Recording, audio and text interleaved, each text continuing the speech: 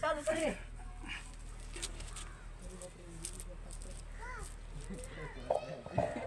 अरे गट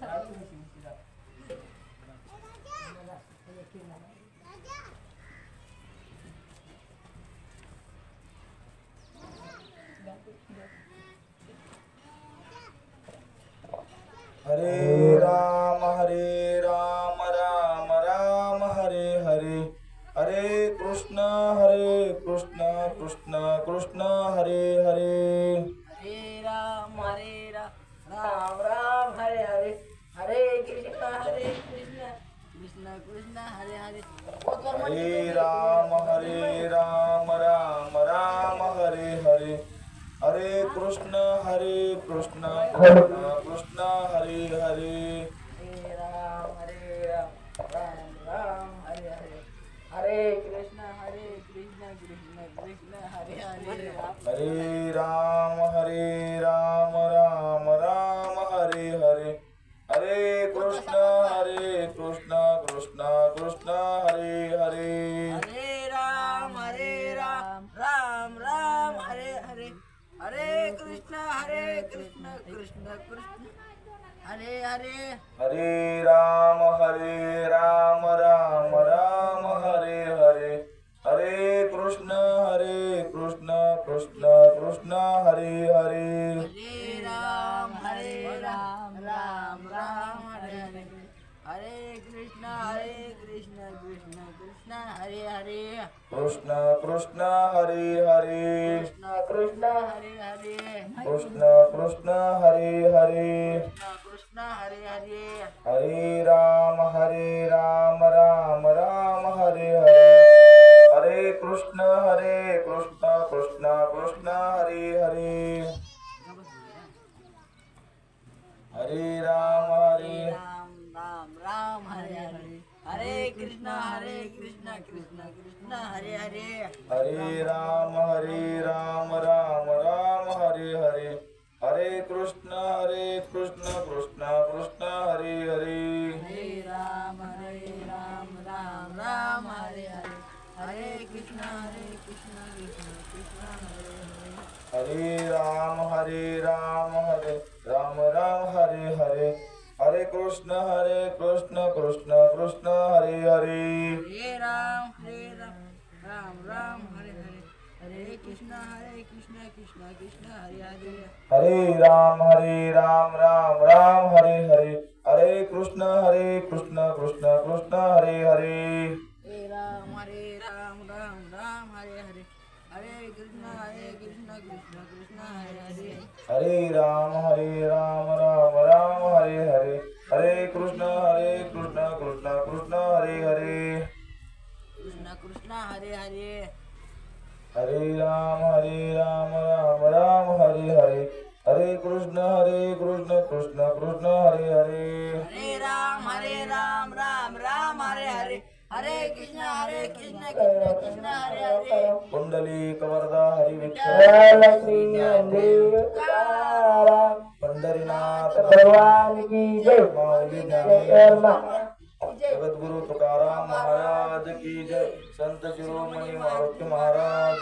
संत शिरोमणी नरहरी महाराज की जय. संत गाडगे महाराज की जय. पार्वती पते शिव हर हर हर हर महादेव. सब संतन की जय.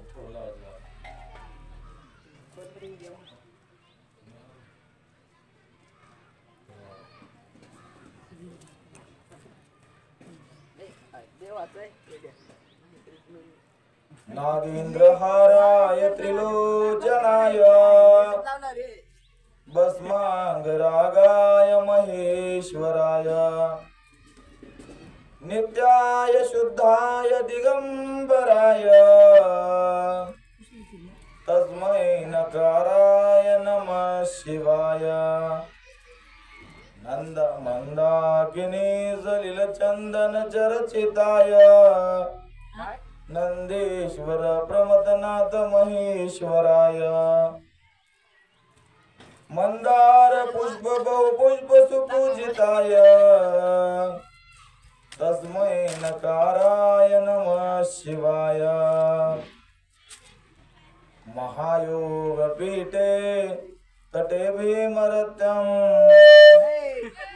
वरं पुण्डरीकाय दातुं मुनीन्द्रे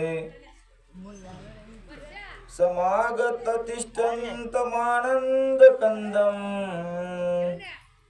परब्रह्मलिङ्गं भजे पाण्डुरङ्गं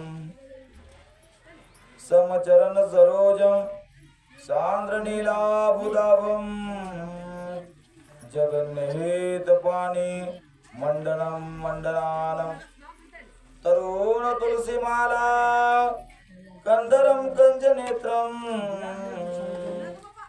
सदयधवलहासं विठ्ठलं चिंतयामि जयांचे केली स्मरण होय सकळ विद्यांचे अधिकरण तेची बंधू श्री चरण श्री गुरूंचे ते नमस्कारोनी आता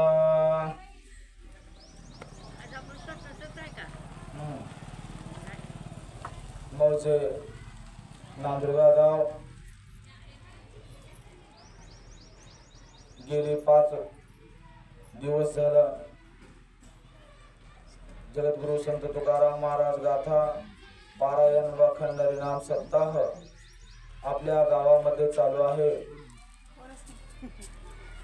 आणि हे चालू असल्यामुळे आपल्या गावाला एक तीर्थक्षेत्राचं स्वरूप प्राप्त झालेलं आहे। या मागचं कारणही तसंच आहे।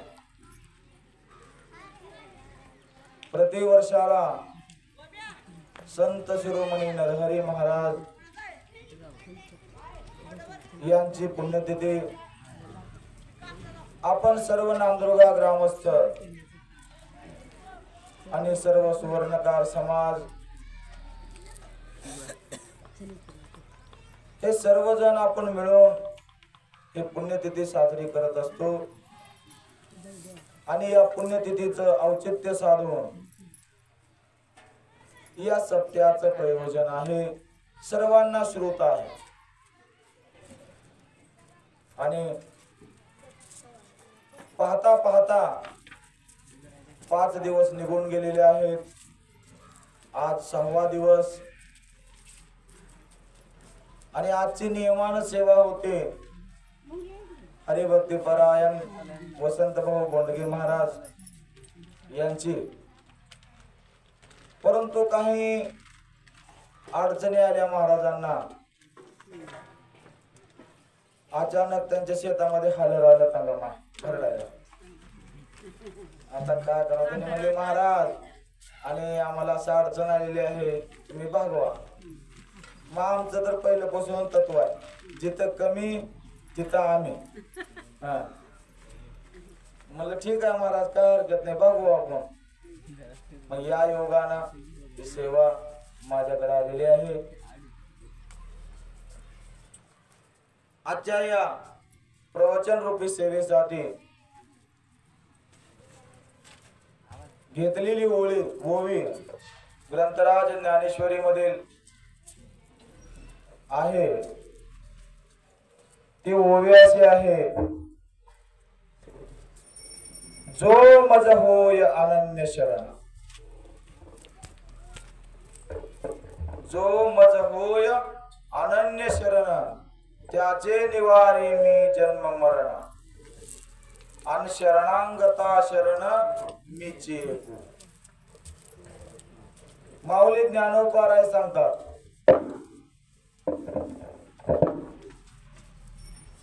की जो मला शरण येतो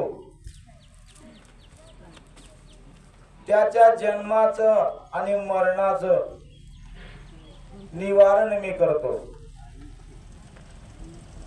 आणि जो मला शरणांगत आलेला आहे त्याला मी शरण्य असतो।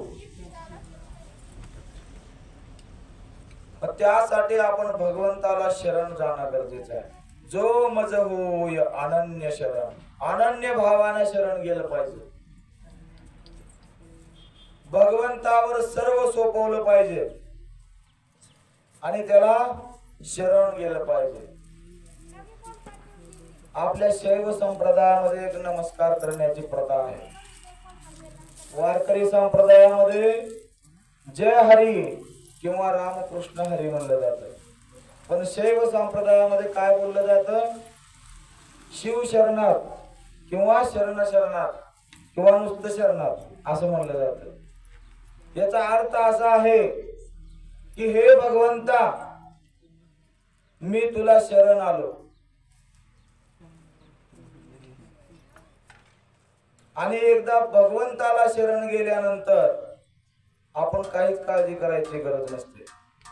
म्हणून त्यासाठी शरण जावं लागतंय आणि शरण जाण्याचा मार्ग दाखवणारे फक्त संतच आहे. नाहीतर मग आम्हाला शेवटलाच म्हणावं लागते बाई, विश्वेशा तव शरणम ईश्वरनाथा तव शरणम बाललोचना परमानंदा नीलकंठा तव शरणम. मग असं जर म्हणायचं नसेल ते जिवंतपणीच काय ते म्हणायचं. काल महाराजांनी अभंग घेतला कीर्तनासाठी, सावध झालो सावध झालो हरीच्या आलो जागरणा, जेथे वैष्णवांचे भार जय जयकार गरजत असे. परमार्थ करत असताना सावध होऊन परमार्थ केला पाहिजे. साधू संतांनी दाखवलेल्या मार्गावर विश्वास ठेवून परमार्थ केला पाहिजे. नाहीतर आमचं असं झाले, महाराज कमरा बांधून बांधून सांगून सांगून मरून गेले पण आमच्यात काही फरक पडणार, अशी अवस्था आमची झालेली आहे. कारण ऐकणं हा कानाचा गुणधर्म आहे, पण ऐकून ऐकणं हा मनाचा गुणधर्म आहे. आता तुम्ही म्हणताली का म्हणाली मलाच कळणार. आता तंगाबाईनं जर मला बोलली तर मला ऐकू येते. कशामुळं? ह्या कानामुळं. पण तंगाबाईने एखादी गोष्ट जर मला सांगितली की अरे दत्ता ही गोष्ट करू नये, मग ही ऐकायचं का नाही ती माझ्यावर असते. म्हणजे याला ऐकून ऐकणं म्हणते. म्हणजे साध्या साध्या भाषात सांगायचं म्हणलं तर ऐकून ऐकणं म्हणजे ऐकून आचरणात आणणं, ह्याला ऐकून ऐकणं म्हणतात. मग ते ऐकून ऐकायचं का नाही ती आपल्या हातात असते आणि त्यासाठी कुणाच तर मार्गदर्शन लागत असतं. आणि हेच मार्गदर्शन आपल्याला साधू संत करत आहे. आणि संत सांगतात, कारण संत जे आहेत हे संत आईचं अंतकरण घेऊन जन्माला आलेले आहेत. लेकोराचे हित वाहे माऊलीचे चित्त, आयशा कळवळ्याच्या जाती करी लाभावे प्रीती. कारण संतांचं जे अंतकरण असतं ते आईचं अंतकरण असतं. महाराज, आईला कसं असतं, लेकराकडून कुठलीच अपेक्षा राहत नाही. कारण आई जी आहे ती निरपेक्ष लेकराची सेवा करत असते. कारण तुम्हाला मला सर्वांनाच माहित आहे, आपण सर्वसाधारण लोक आहोत आणि या समाजामध्ये जगत असतो. आजकाल लोक एखाद्या गोष्टीत जर काही फायदा असेल तरच ती गोष्ट करत असतात. कारण तुम्ही सर्वसामान्य लोक कुणालाही बघा, एखादं जर काम कर म्हणलं तर त्याने म्हणते याच्यात माझा काय फायदा. कारण फायदा असेल तर आम्ही ते काम करतो आणि जर फायदा नसेल तर त्याला धक्काही लावत नाही. परंतु आईचं आणि वडिलाचं तसं नसतं महाराज. तसं तर मुलाचं किंवा पुत्राचं कर्तव्य काय आहे? मुलाचं किंवा पुत्राचं, पुत्र म्हणजे पितरांचा उद्धार करणारा, त्याला पुत्र म्हणावं. आई वडिलाला जसं आई वडिलांना, तुम्ही आजकाल अवघड झाले महाराज, आई वडील आपल्या 5 लेकराला सांभाळू शकते किंवा 6 लेकराला सांभाळू शकते. त्याला जी पाहिजे ते देऊ शकतात. परंतु 5 लेकरं आपल्या आई बापाला सांभाळत नाहीत. आता ज्याचं एक आहे त्याला पर्यायच नसते सोडा, कसं का होणार त्याला सांभाळावंच लागतंय. नाहीतर 5 आहेत पण काय करावं एक जण बी सांभाळत नाही. त्यानं म्हणते त्यानं थोरलं सांभाळते, त्यानं म्हणते मधवं सांभाळते, त्यानं धाकटं सांभाळते, असं म्हणून ह्याच्यावर त्याच्यावर लुटून मोकळे होते. पण आई वडिलाचं तसं नसतं महाराज. आई वडिलाचं जे प्रेम आहे, आईचं जे प्रेम आहे, हे निर्मळ आणि स्वच्छ अंतकरणाचं प्रेम असते. आईला कुठलीच अपेक्षा आपल्या लेकराकडून नसते, कारण प्रत्येक लेकरू आई वडिलाला सांभाळत असंही नाही. एक गोष्ट सांगतो तुम्हाला, घडलेली सत्य. पेपरला आला होता एक छोटा लेख. एक डॉक्टर होता, डॉक्टर शिट्टी मारायला काय, आणि त्या डॉक्टरनं हालाकीची परिस्थिती काढलेली होती. पहिलं इतकी हालाकीची परिस्थिती काढली की त्याला सुरुवातीच्या काळामध्ये घरी खायला अन्न भेटायचं नाही. हालाकीच्या परिस्थितीमध्ये जीवन जगत जगत त्याचे डॉक्टरेट झालं. डॉक्टरेट झाल्यानंतर त्याची प्रॅक्टिस सुरू झाली. त्यानं दवाखाना टाकलं. दवाखाना टाकल्याच्या नंतर त्याचा विवाह झाला, आणि विवाह झाल्याच्या नंतर त्याला लेकरं झाली. तंगामाय 2 पोर आणि 2 पोरी. पूर्वाचे लग्न केलं आणि पोरवाला डॉक्टर केलं. डॉक्टरनं पोरवाला त्याचं डॉक्टर केलं. मग कशासाठी केलं सर? काय तर भविष्यामध्ये लेकरं पुढे सुधारावं, आणि त्यांनी सुधारले म्हणजे आपली म्हातारपणाची काठी, एवढीच अपेक्षा असते की मायबापाची. आणि त्यानं डॉक्टर केलं मुलाला. एवढंच नव्हतं तर त्यानं बाहेर गावाला पाठवलं शिकायला. बाहेर गावाला गेले लेकरं, आणि ते तर पुढे हाय पोस्टला गेले, एकदम चांगल्या पोस्टवर गेले, आणि ते तिथं जॉबला लागले, तिथंच काम करून राहिले डॉक्टर की त्याचे. आणि लग्न बी तिकडच करून घेतले. लग्न तिकडे झाले त्यानंतर त्यांचा संसार तिकडच चालू झाला. आणि म्हातारी इथं राहू लागले, डॉक्टर आणि डॉक्टरची बायको. मग फक्त फोनवर बोलणं व्हायचं, आम्ही आता येऊ तेव्हा येऊ असं म्हणण्यात बरीच वर्ष लोटले. बरीच वर्ष लोटले. मग हे म्हणते आज येतील. आता मायबापाची अपेक्षा असते, लेकरं कुठं का लांब का राहणार, पण आपल्याला बोलतात की नाही समाधानी. मग हुरहुर असे वाटायचे. आता शेवटी कसं मायबापाचं अंतकरण असते, तरी तिकडं का राहणार, पण एखादी चक्कर मारून जरा समाधानीनं बोलून गेले तर बरं वाटण्याची अपेक्षा त्यांची असते. त्यांनी यावं जावं. बरेच वेळेस आई वडिलांनी सांगितलं की बाबांनो, तुम्हाला ज्या वेळेस सुट्टी असते त्यावेळेस एखादा दिवस तरी या, तर ते काय आलेच नाहीत महाराज.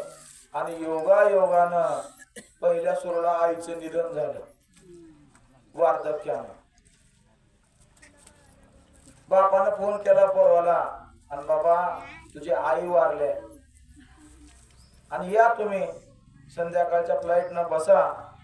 आता आजकाल विमानाची सुविधा निघाली, अर्जंट निघते, अर्जंट येते, आणि डॉक्टर होत असल्यामुळे पैशाची काही कमी नव्हती.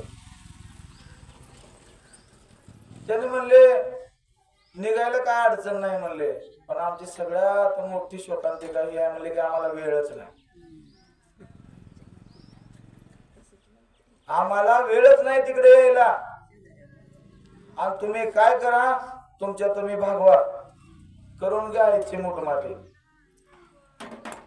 असं म्हणल्यानंतर वडिलाच्या अंतकरणाला गोष्ट लागली महाराज. आता काय करावं म्हणून वडिलांना, कारण तुम्हाला सांगतो दिवस रात्र मेहनत करतात आई वडील लेकरासाठी,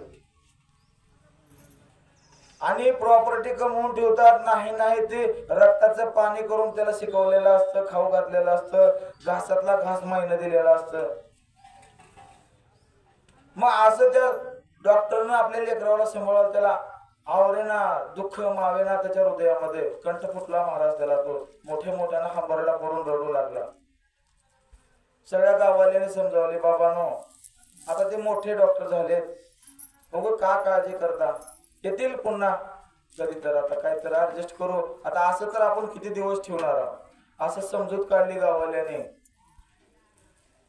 आणि महाराज त्या डॉक्टरचे बायकोची मोठमाती झाली.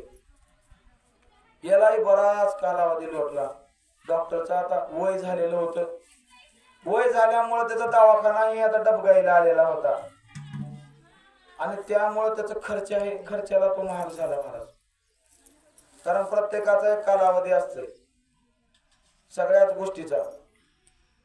आणि त्यामुळे त्याचा ते धंदा डबगाईला आल्यामुळं डॉक्टरची परिस्थिती हलाखीची झाली. डॉक्टर परत पुन्हा आपल्या मुलाबाळाला फोन लावू लागला. परंतु डॉक्टरने पहिले काय कमवलेले होते 4 पैसे, त्याच्या जीवावर तो जगत होता. पण त्याला एकच हुरहुर वाटायची की माझं लेकरू येईल, त्याला नाही वेळ झाली इकडे येण्यासाठी तर मला तर बोलवून घेऊन जाईल तिकडे, असं वाटायचं. माईचं आई वडिलाचं लेकराचं नातं कसं काय इतकं ही असतं महाराज. आईला किंवा वडिलाला काहीच अपेक्षा नसते, त्यानं फक्त अर्धी भाकर द्यावं ते बी समाधानीनं आणि 2 गोष्टी समाधानीनं बोलावं. पण आजकालच्या लेकराला माई बापाला बोलायला वेळच नाही. डॉक्टर म्हणू लागला ठीक आहे, नाही तर नाही म्हणला, जेव्हा येईल तेव्हा पाहू असं म्हणण्यात महाराज ते डॉक्टर सगळं त्यानं विकलं घरदार आणि नवरत्नाश्रम मध्ये जाऊन राहू लागला. आणि नमो नमो असा काळ आला की त्या डॉक्टरचा बी त्या वृद्धाश्रमात मृत्यू झाला. पुन्हा त्या तिथल्या कर्मचाऱ्याने फोन केला त्यांच्या मुलाला आणि तुमचे वडीलही वारले. त्यावेळेस त्या मुलाने सांगितलं आम्हाला आताही वेळ नाही आणि तुमच्यातूनच मोठमाती ओळखून घ्या. मग मला सांगा तुम्ही करू लागलात काय?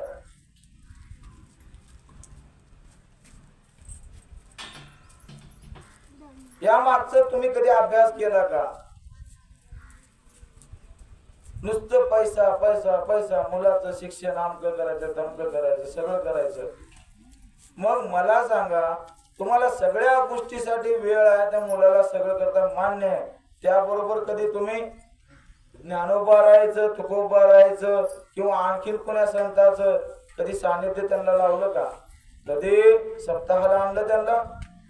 कधी कुठल्या ग्रंथात नेऊन गेलं नाही. पण आजकाल काय वाटतं माय बापालाच आधी भीती वाटते. सांगा शेला जर अजून इकडला नाद लागला ही येडा नाद तर अजून बिघडून जाईल मध्ये. पण लेकरं बिघडून जात नाहीत, लेकरं सुधारतात का? कारण परमार्थ महाधन आणि जोडे चरण देवाचे. कारण हे परमार्थ महाधन आहे आणि ज्याला परमार्थाची गोडी लागली महाराज. कारण परमार्थ शिकवत असताना आमचा जो संप्रदाय काय सांगतो महाराज, सकळ तीर्थाचे धुरे जे का माता पितरे दया सेवेशी किर शरीरे लोन कीजे. आज जो पंढरपूरला देव येऊन बसलाय, देवाला काय पुंडलिक बोलवायला गेला नव्हता ही मला दर्शन दे मी तुझी वाट बघत बसला असं पुंडलिकाने कधीच म्हणलं नाही महाराज. पुंडलिक का आला तुकोबाराय सांगतात बघा, का रे पुंड्या मातला असे. तुकोबाराय म्हणला ते कुणाला? पुंडलिकाला. का रे पुंड्या मातला असे उभे केले विठ्ठलासी ऐसा कैसा रे तो ढीट मागे फिरकाविले विठ. देवाला बोलवायला गेलं नव्हतं पुंडलिक. पुंडलिक काय देवाचा भक्त नव्हता, पुंडलिक आई वडिलाचा भक्त होता. मातृदेवो भव पितृदेवो भव या न्यायानं चालणारा पुंडलिक होता. आई वडिलाची सेवा सर्वतोपरी मानणारा हा पुंडलिक होता. आणि त्या पुंडलिकानं आपल्या आई वडिलाच्या सेवेच्या जोरावर पांडुरंग परमात्म्याला 28 युगापासून त्या ठिकाणी उभं केलेलं आहे. काय केलं असं त्यानं तुम्हाला सर्वांना शोध आहे. कारण देवाला दुसरं काहीच आवडत नाही. कारण माऊली ज्ञानोबा सांगतात सकळ तीर्थाचे दोरे. सगळे जे तीर्थ आहेत की नाही, सगळ्या तीर्थामध्ये मोठं तीर्थ म्हणजे आई वडील आहेत. आणि ते तुम्ही जर त्या तीर्थाची आई वडिलाची जर सेवा केली तर देव तुम्हाला प्रत्यक्ष भेटायला येतो महाराज. देवाकडे जायची सुद्धा गरज नाही. न लगती सायास जावे वनांतरा आणि सुखी येतो घरा नारायण. तुम्ही आई वडिलाची विठ्ठल रुक्मिणी म्हणून पूजा करा, त्यांची सेवा करा. देवाला हुडकायची गरज नाही, देव तुमच्याकडे स्वतः हुडकेल. मी तुला बोलायला आलो, मी तुला भेटायला आलो, काय पाहिजे माग तुला. आणि तसंच झालं पुंडलिकाचं सुद्धा. पुंडलिक आई वडिलाची सेवा करत बसलेला होता. आणि देव काय करत असतो, देव बी उगाच प्रसन्न होत नाही. देव बी आधी परीक्षा घेत असते. आणि मग कारण घेशी तेव्हा देशी ऐसा असशी उदार. अगोदर घेतो मागून देतो. आधी परीक्षेत घेताना जर पास झालं तरच देताना. आपल्याला द्यायला 2च हात आहेत, पण त्याला द्यायला 1000 हात आहेत. पण त्यासाठी त्याच्या परीक्षेत पास व्हावं लागते. तसा पुंडलिक पहिले त्याच्या परीक्षेमध्ये पास झाला देवाच्या. चंद्रभागेला आज्ञा केली. आणि खरंच माय बापाची सेवा करू लागले का उगं सोंग करून बसले. आजकाल सोंग करणारे जास्त झाले, परमार्थाचा आव आणणारे लय, पण खरे परमार्थिक थोडे. म्हणून तर महाराज सांगतात बघा, टिळे टोपी माळा देवाचे गबाळ वागवी ओंगळ पोटासाठी. पोटासाठी परमार्थ करणारे भरपूर झाले. जगाचं कल्याण आणि आपलं कल्याण करून घेण्यासाठी परमार्थ करणारे थोडे. परमार्थातून आपलं कल्याण म्हणजे आपला स्वार्थ साधण्यासाठी परमार्थ करणारे भरपूर झाले. मग तसं देवानं मला हे पुंडलिक कसं बघूची टेस्ट मला चंद्रभागेला सांगितलं, म्हणजे भीमा नदीला सांगितलं. ह्याने भीमा नदीच्या काठावर बसलं तो कोण, पुंडलिक. भीमेला आज्ञा केली, जा खळखळ वाहत जा त्याला घेऊन म्हणले तसं तिकडे. कारण अगोदर परीक्षा बघत असतो देव. आणि त्या भीमेच्या काठावर जे कुटिया निर्माण करून त्या कुटियामध्ये आई वडिलाचे पाय दाबत सेवा करत तो रात्र बसायचा. पुंडलिकाने रात्री असाच प्रसंग झाला.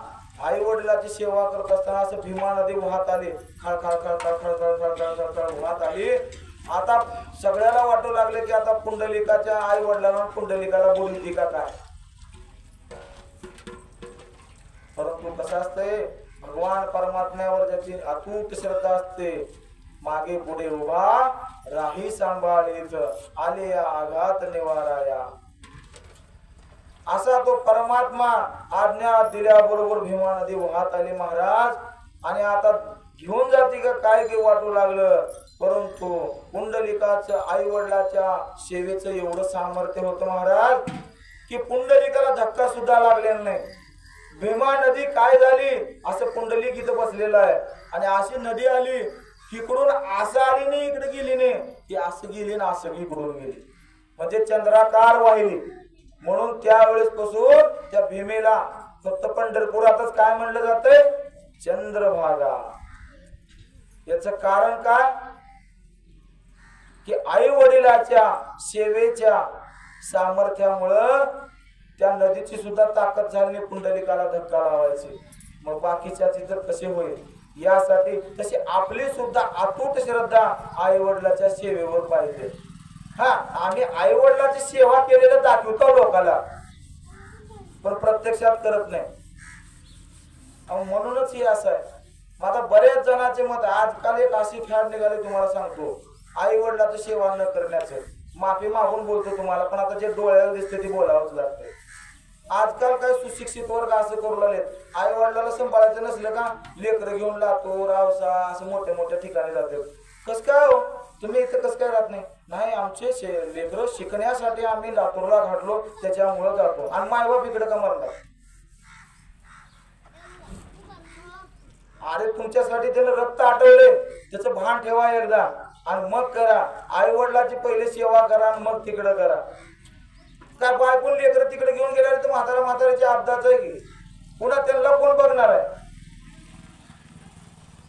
मग हे जर शिकायचं असेल, हे जर कळायचं असेल, तुम्ही बघा शिकलेला माणूस एखादी जर माय मावली, एक उदाहरण साधं घ्यायचं, लय परमार्थात बी सखोल जायचं नाही. वड्यात ज्याला पवायला त्याला विहीर उडी मारायचंच नाही, कारण विहीर लय खोल असतोय. एखादी जर माय माऊली पाण्याची घागर घेऊन चालली, आमच्या मावशी पाण्याची घागर घेऊन चालली, तिला 2 पोर आहेत, एक कलेक्टर आहे आणि एक आपला साधा वारकरी आहे. पाण्याची घागर घेऊन माय आली, दोघे बी असे बसले, त्यातलं कोणतं उठून पोरग घेईल बरं जाऊन माय बसले घागर.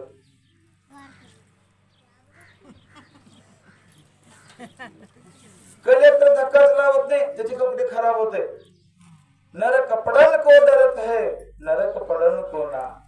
कारण माणसं कपड्याला भेटत, असं खाली बसताना सुद्धा का असं फू फू फू करून फुकतेत आणि बसतेत का, ह्या कपड्याला डाग पडू नये. महाराज ते सांगतात, नर कपड्याला को डरत है, नरक पडन को ना. म्हणजे कपडे खराब होतील म्हणून तू खाली बसला नाही, तसं हे जीवन खराब होईल म्हणून वागायचं सोडून दे की खराब. हे ज्याला कळले त्याचा परमार्थ आहे. कारण मळालेला कपडा धुता येतो, पण एकदा जर तुमचं चारित्र्य खराब झालं, एकदा जर तुमच्या ह्याला डाग पडला का नाही, ते धुणं लय अवघड आहे. त्याला तुम्ही निरमा लावा ना, वीर साबण लावा ना, रेन साबण लावा, ते धुतलं जात नाही. मग यासाठी आपण जीवन जगत असताना कसं जगलं पाहिजे, मग हे जर असं करायचं तर मग काय केलं पाहिजे, त्यासाठी माऊली ज्ञानोबा सांगतात, जो मज हो या अनन्य शरण. आपण त्या भगवंताला अनन्य भावाने शरण गेलं पाहिजे. अनन्य भावाने शरण जायचं म्हणजे नेमकं करायचं काय. आपण जेही आज करत आहोत, कुठलंही कार्य असो, आपलं संसारिक कार्य असो, परमार्थिक कार्य असो, नवे नवे कुठलंही कार्य असो, जे कार्य आपण करत आहोत ते मी करत नाही, करता करविता तो भगवंत आहे, असं ज्याची वृत्ती आहे. तुकोबाराय सांगतात बघा, तुका म्हणे घालू तयावरी भार आणि वाहू हा संसार देवा पाय. हे म्हणणं सोपं आहे, पण करणं प्रत्यक्षात अवघड आहे. तुम्ही बघा, साधं साधं उदाहरण घ्या. शेतात जर तुम्हाला सांगतो, लय जर शेत पिकलं समजा, आता बघा की कोणाकोणाच्या जवाऱ्या इतक्या जोरात आहेत, इतक्या जोरात आहेत, असं कणस वाकडे असे होऊन असं जवारे पार कलंडले. कोणाचे ऊस एवढे नंबर 1 आहेत, तुम्हाला सांगतो, असं बघितलं का, मग त्याला तर म्हणलं का, काय बाबा तुमची जवारी जर हाय 1 नंबर आहे, महाराज उग नाही, रातपाट मेहनत करायला तिथं पडू ना आम्ही. लाईट 12ला आली तर चालला, 1ला आली तर चालला, 2ला आली तर चालला, म्हणून एवढं आले. म्हणजे काय करते माणूस, सगळं श्रेय आपल्याकडे घेते. म्हणजे मी केला म्हणून येऊ लागले, मी रातपाट तिथं पडून आव शेतात म्हणून होऊ लागले, असं माणसाला वाटतंय. की असं असल्यावर चांगलं झालं की आपल्याकडं, आणि एखादा साल राहू द्या पिकूच नाही, काय सोयाबीन काळं भोर निघावं, पाणीच पाणी राहिलं का, काय त्या देवाला काय कळले का नाही, जगू बी देना ना मरू बी देना. म्हणजे काय झाली नुकसानी की देवाच्या बोकांडी घालायची, आणि चांगलं केलं की आपण घ्यायचं.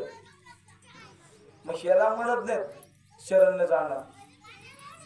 कारण भगवंताला तुमचं चांगलं हो, चांगला काळ असो किंवा वाईट काळ असो, माझ्या भगवंताला जे मान्य आहे ते असेल, त्याच्या मनातच मला असं ठेवायचं असेल, असं ज्यानं म्हणतंय त्याला शरण जाणं म्हणतात.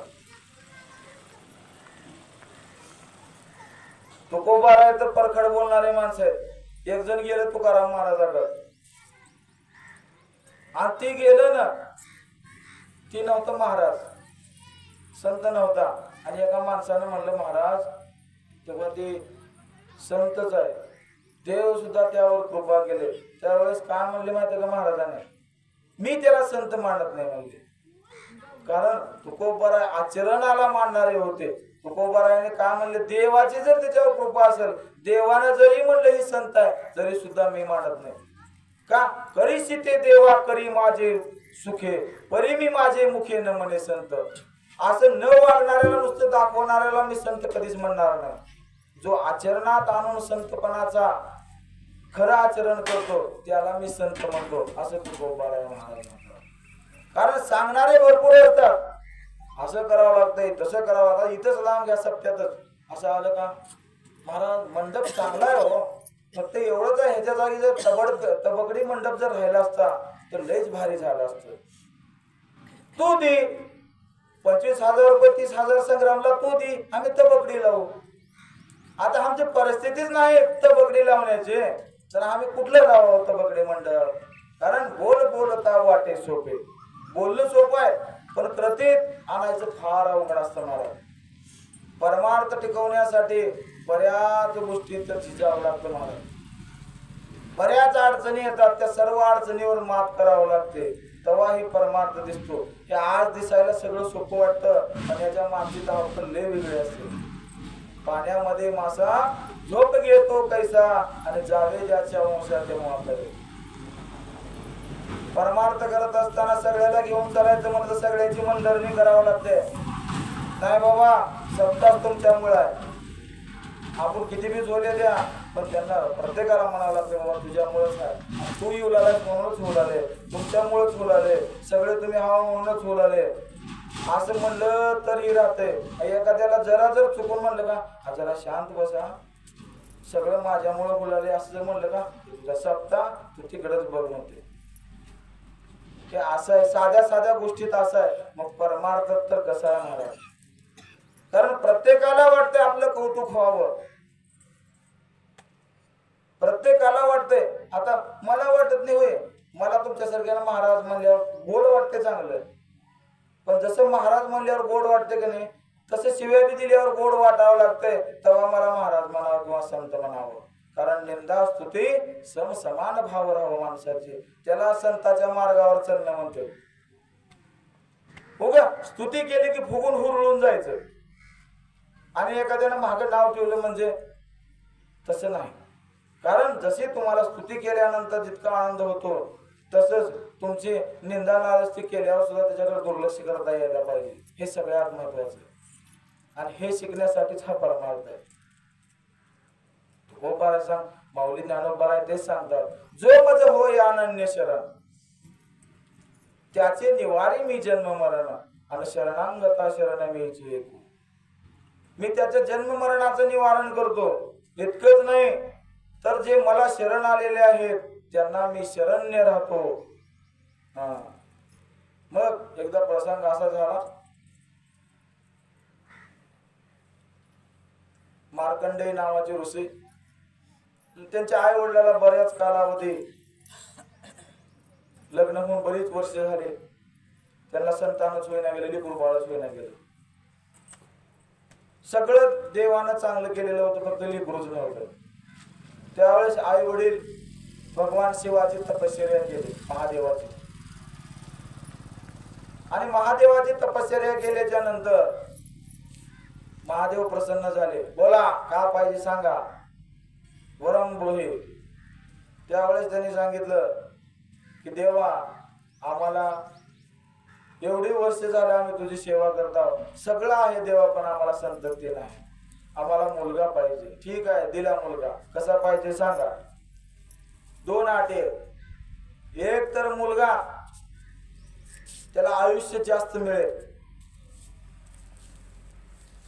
पण म्हणले की घोटाळा असतं सगळं,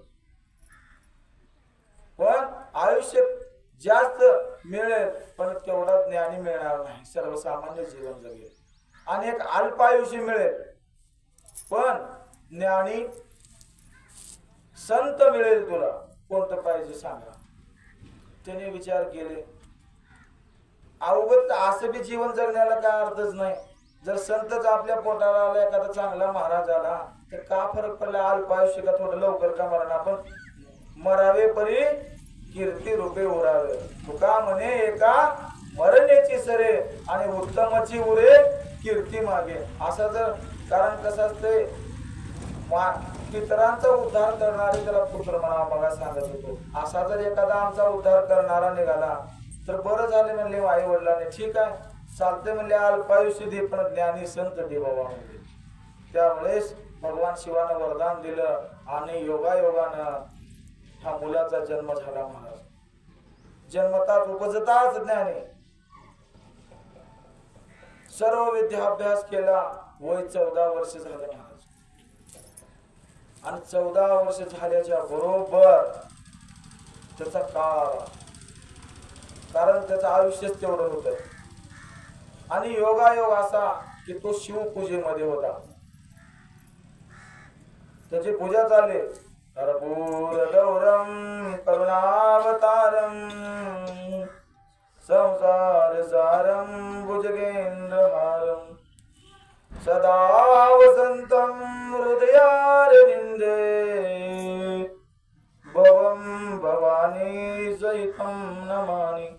मंगलम भगवान शंभो मंगलम ऋषभध्वज मंगलम पार्वतीनाथो मंगलाय तनोहर.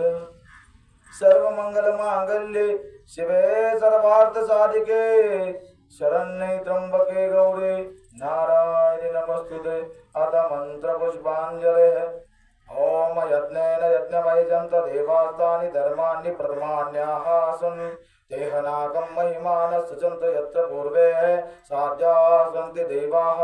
ओम राजाधिराजाय प्रदय्यसाहिनेः नमो वयं वै श्रवणाय कुर्महि. समे कामान् कामकामाय मह्यं कामेश्वरो वैश्रवणो ददातु.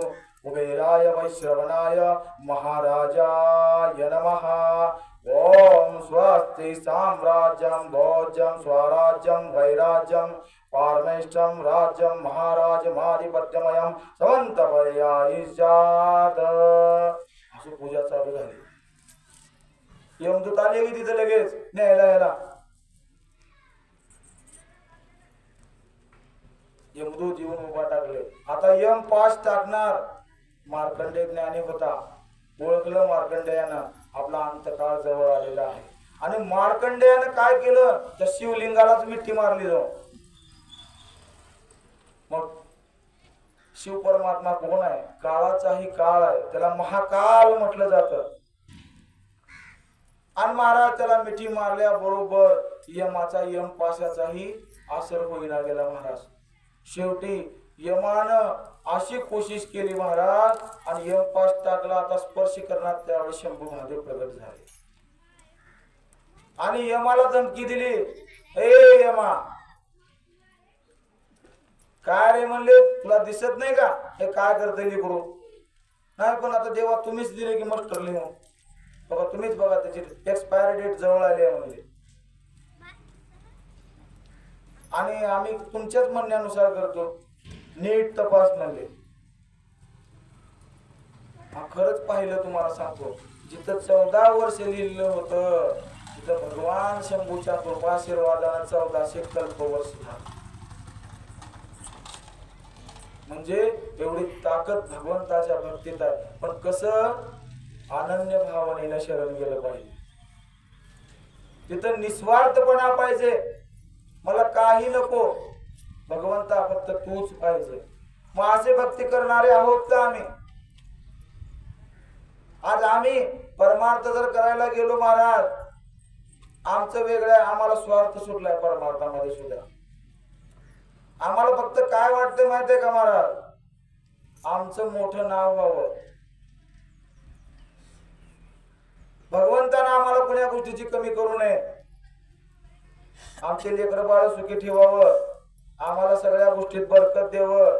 पैसा तर असं नुसतं पोते लावून होता वाटतं देवानं आम्हाला. आता बरेच जण येतात महाराज, एक महाराज तुमच्यासारखंच माणूस आहे हो, लय देव देव करतोय, लय देव देव करतोय, पण त्या देवाला बी कळून नाही का हो, सदा बंडाळच. अरे बाबा, देवाचा त्या बंडाळीचा काय संबंध आहे? देव तुझं चांगलं बी करत नाही ना, देव तुझं वाईट बी करत नाही. केले कर्म झाले त्याची भोग आले आणि उपजले मेले ऐसे किती. कारण कसं आहे, देवानं तुला स्वातंत्र्य दिले. तुला कसं वागायचं, कसं जगायचं, तुला काय कर्म करायचे ते देवानं स्वातंत्र्य दिले. आणि त्या स्वातंत्र्यानुसार तू काय करायचं ते कर म्हणते आणि त्याचे फळ बी तूच भोग म्हणते. त्याच्यात कॉम्प्रोमाइज करतच नाही देव. आता वाटतंय आपल्याला एखाद्याला बुडवताना, एखाद्याचं नाही नाही ती करताना वाटतंय मी योग्यच करलो, चांगलंच करलो. पण ज्या वेळेस ते कर्म वसुलीवर येते की नाही एकदा, मग तवा कळतंय, मग देव आठवतंय. मग देवानं पहिलेच म्हणले तुला जी कर्म करायचंय ती कर, तुझी इच्छा पूर्णच करतो आम्ही, पण त्या कर्मापासून जे होणारं पाप पुण्याचा त्रास आहे ते तुला सहन करायचं आहे. आता कुठं जायची गरज नाही, सगळं इथंच फेडावं लागतंय. ना स्वर्ग ना नरक, इथंच स्वर्ग नरक आहे. मग त्यासाठी तुम्ही देवाला भिवू नका, पण तुमच्या कर्माला भ्या. सगळ्यात मोठं कर्माची ताकद आहे महाराज. तुका म्हणे सोपे आहे सर्व आहुनी, शहाणा तो धनी घेतो येते. सोपं आहे, पण ते सोपं कळण्यासाठी शहाणं व्हावं लागते. कारण हा परमार्थ म्हणजे महाधन आहे. पण हे धन कळण्यासाठी सुद्धा आपली दृष्टी तशी पाहिजे. दृष्टी जर नीट असेल तर सृष्टी दिसते चांगली, नाहीतर आपल्या दृष्टीच खराब असल्यावर सृष्टी कधीच चांगली दिसत नाही महाराज. एकदा दुर्योधनाला विचारलं देवानं, असं सभा बसली, सभेतच बसल्या बसल्याच विचारलं देवानं, दुर्योधना या सभेत एक चांगला माणूस हुडकून आण म्हणला. दुर्योधनानं सगळीकडे बघितलं. देवा म्हणला ह्याच्यात एक बी चांगलं नाही की म्हणला, सगळेच खराब आहेत. कारण ह्यानंच खराब होतं पहिलं. आणि त्यानंतर दुर्योधनाच्या नंतर पुन्हा अर्जुनाला बोलवलं आणि अर्जुनाला विचारलं, बाबा ह्या सभेमधला एखादा वाईट माणूस का. अर्जुनानं सगळ्या सभेकडे बघितलं निश्चळ अंतकरणानं आणि अर्जुनानं म्हणला, देवा ह्याच्यात एक बी वाईट नाही. का सभा तीच होती, माणसं तीच होते, फक्त बघणारे वेगळे होते, दोन होते. यासाठी तुम्हाला समोरचा माणूस कसा आहे, चांगला आहे का वाईट आहे, तुमच्यावर अवलंबून आहे. कारण काय काय माणसाला असं असतंय, त्याच्या नजरेत जर एखादा जर माणूस खराब असला, त्यानं काहीही करू दे हो, तुम्ही कितीही चांगलं वागू दे त्याच्या समोर, त्यानं त्याला खराबचाच लेबल लावते. कारण त्याच्या मनातच घर केले ही माणूस खराब आहे. आणि एखाद्यावर प्रेम राहू द्या, एखादा माणूस चांगलं राहू द्या, त्याच्या अंतकरणाला चांगलं वाटू द्या, त्याने एखादा अनवळ परिणाम करू द्या, हे जाऊ द्या, काय करायचंय हे शेवटी माझंच आहे म्हणते. का फक्त ते तुमच्या सोयीनुसार लावलं जाते. मग यासाठी स्वतःची दृष्टी पहिले निर्मळ पाहिजे. तुमची जर दृष्टी निर्मळ असेल तर तुम्हाला जग चांगलं दिसतं महाराज. आता हे कसं म्हणचाल तुम्ही, एक उदाहरण सांगतो साधं सगळ्याला कळण्यासाठी.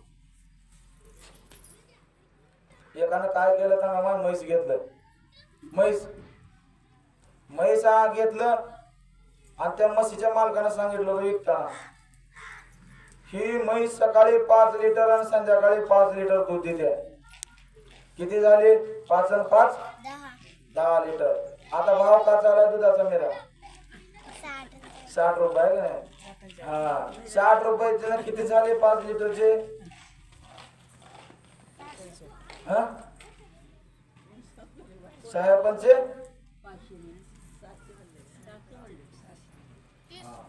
हा म्हणजे रोज 300 रुपये धरावं. आपलं धरायला काय चाललंय, रोज 300 म्हणल्यावर महिन्याचे किती झाले?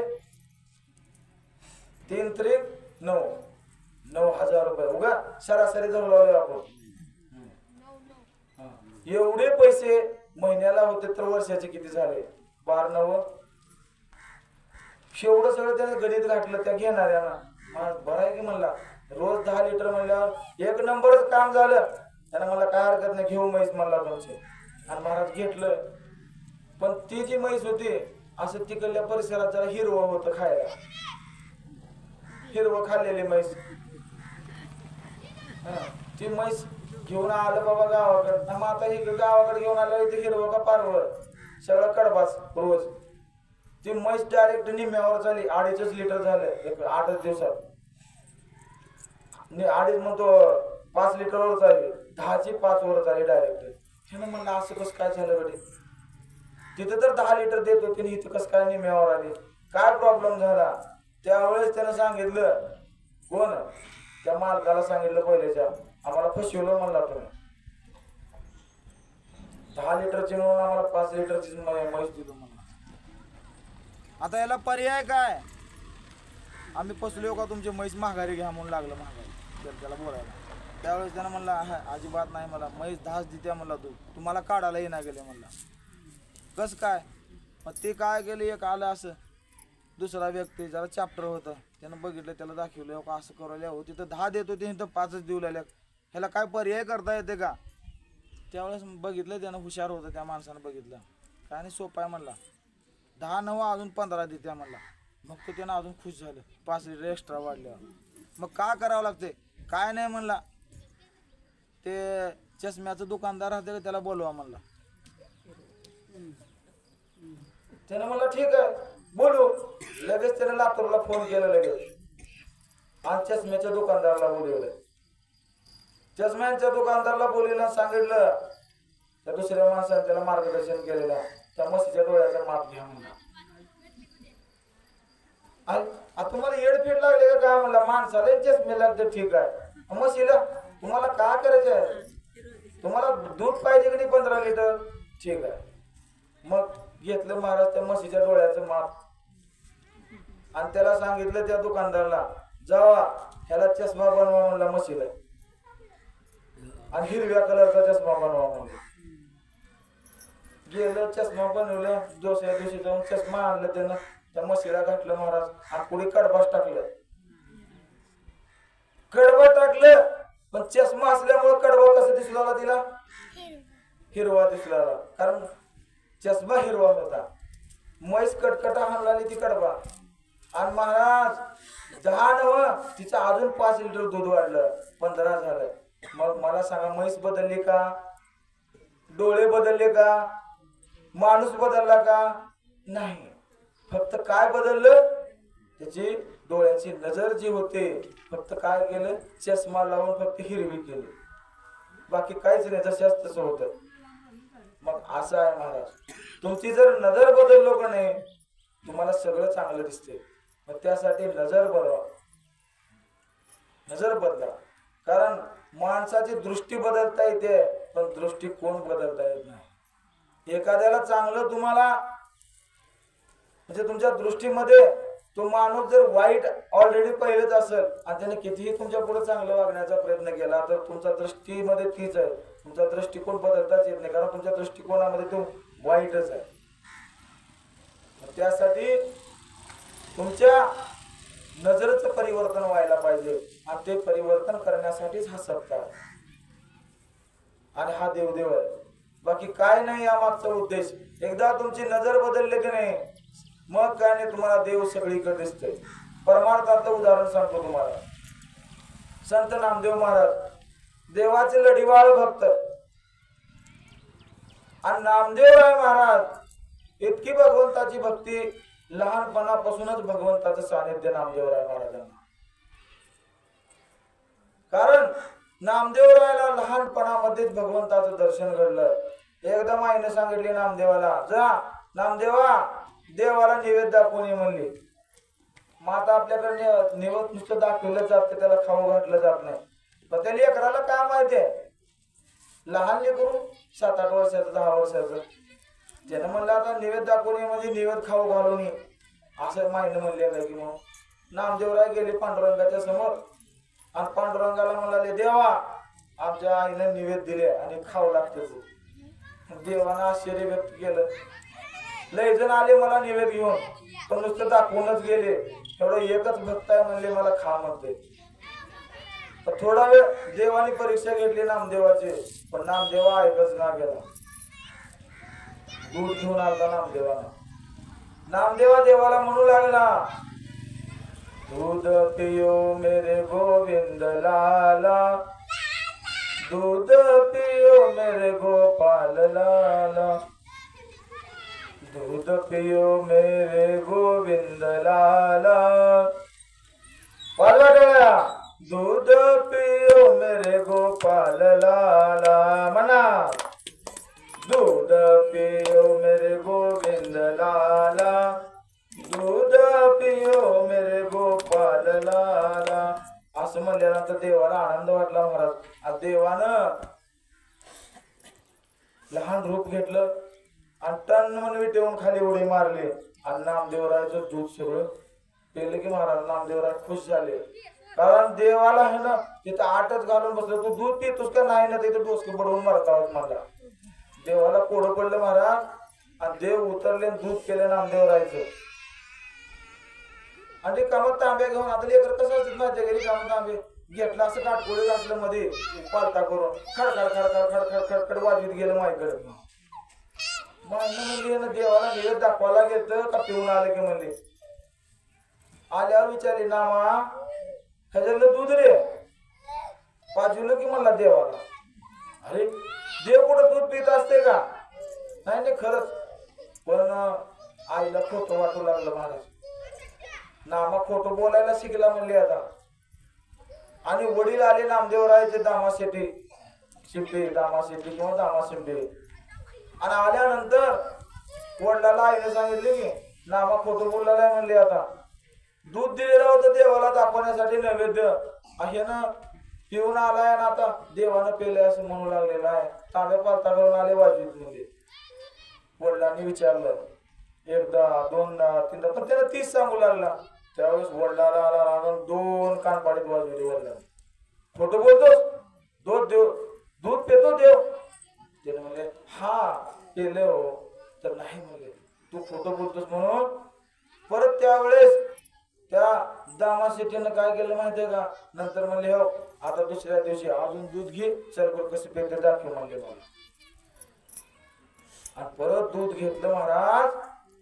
आणि नामदेवरायच्या महाग महाग महाग गेले. नामदेवरायला पळू दिले आपण महाग असलेलं. नामदेवराय दुधाचा तांब्या घेऊन पुढे आणि ह्याने महाग गेले. आणि महाद्वारामध्ये असं जाऊन उभारलं महाराज. थोडं असं कळलं की फक्त देव दिसावं देतो. आणि गेले नामदेवराय तांब्या घेऊन गेले रोजच्या सारखं. देवा दूध आणला तुला प्यायला. देव खाली टन म्हणून उडी मारलं.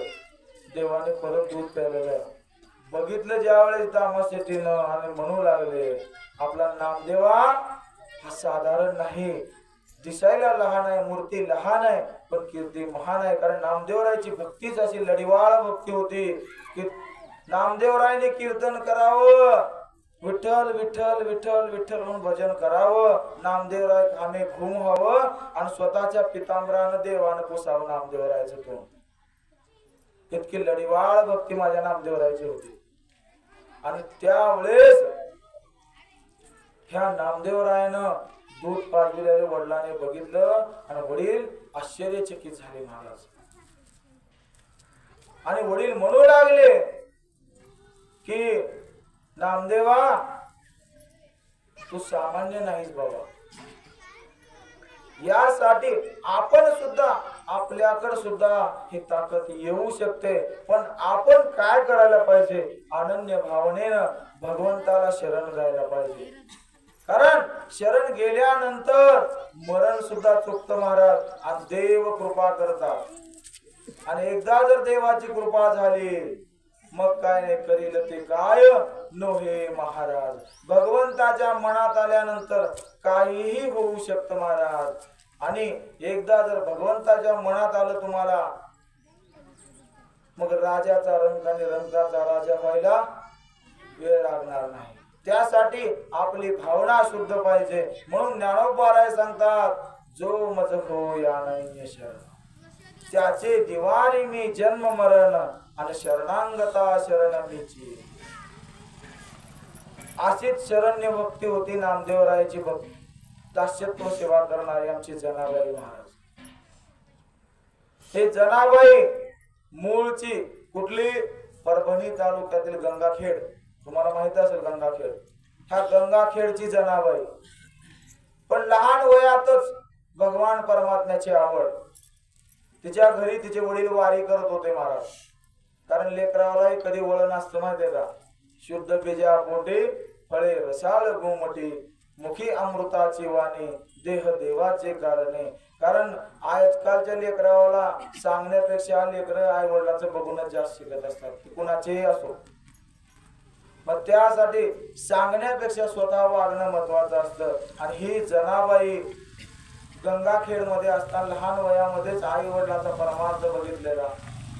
आणि तिला पंढरपूरला जायचं वेळ लागलेलं. त्यावेळेस वारी आलेली होती वडिलाची नुकतीच जनाबाईच्या.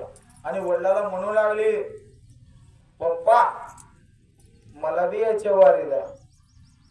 त्याने म्हणले बाळा तुला वारी एवढ्या लवकर काय करायचं आहे? नाही म्हणले मला यायचंच आहे.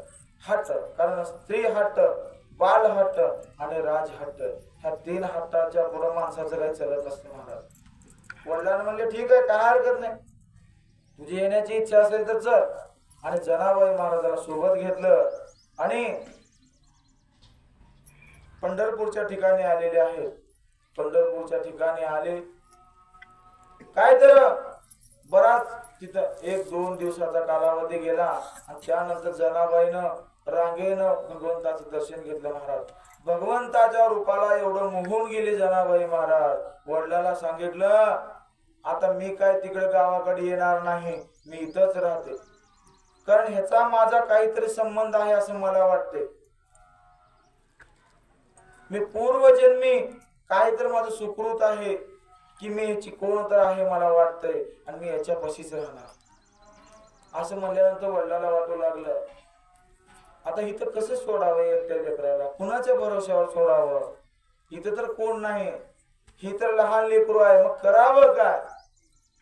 त्यावेळेस जनाबाई महाराजांना तिथं राहण्याची तर इच्छा होतीच, पण आता करावं काय. त्यावेळेस नामदेवरायाचे वडील दामाशेट्टी त्या ठिकाणी आलेले आहेत आणि त्यांनी पाहिलं हा कुणाचा, जनाबाईचा त्यांच्या वडिलांचा संवाद पाहिला आणि त्यावेळेस म्हणू लागले काय झालं बाबा, कशासाठी लेकराला असं करतोस. त्यावेळेस त्याने म्हणू लागले की बाबा ही मुलगी माझी इथंच राहते म्हणते, आता एवढ्या लहान मुलीला मी इथं कुठं सोडून जाऊ, इथं कुठं झोपवेल, काय खाईल, काय पेल, याची व्यवस्था काय. त्यावेळेस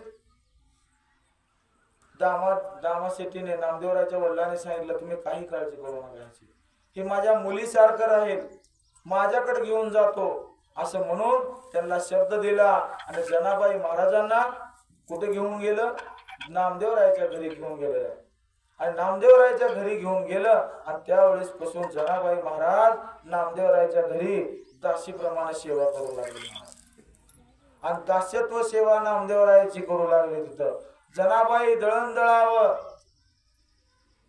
साळी कांडावं, दळण दळावं, शेण गौऱ्या आपण म्हणतो पण हे गौऱ्या लावावं, अशी सगळी कामं करू लागली जनाबाई.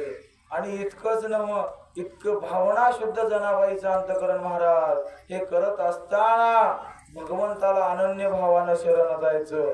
भगवंताला आपलं काम करताना तुम्ही म्हणतात अनन्य भाव, अनन्य भाव म्हणजे नेमका भाव कसला, अनन्य म्हणजे नेमकं काय, याचा अर्थ असा की भावना तुमची भगवंतावर पाहिजे. तुम्ही काम कुठलंही करा, कामाची काहीच अडचण नाही तुम्हाला.